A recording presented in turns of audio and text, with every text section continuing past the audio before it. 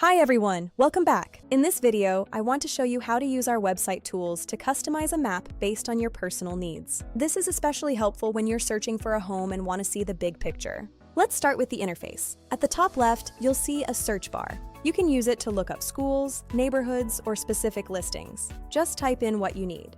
Next, you'll notice several categories like residential, commercial, schools, and development. We also have infrastructure, flood, and areas. These are different map layers. When you click on any of them, you'll see filtering options and controls for that specific layer. If certain information isn't relevant to you, you can simply hide it to clear the map.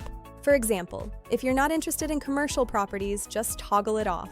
The icons will disappear from the map, helping keep your view clean and focused. Now, let's walk through a quick example of finding recently listed homes. Say I want to find homes listed within the past month. I can set my filters for bedrooms and bathrooms. I can even specify the property type. Once applied, the map becomes much cleaner. It now shows only the homes that match my exact criteria, saving me time. Now, if I want to check nearby schools, I can turn on the schools layer. I can apply filters like selecting schools ranked in the top 50% for better quality. Instantly, I can see which highly ranked schools are near my favorite listings. If I click on a school, I can also view its school zone boundary. The boundary will appear directly on the map, giving a clear understanding of coverage. I can show or hide these zones as needed to keep the map easy to read. Let's say I'm also concerned about flood risks. I can enable the flood zone layer.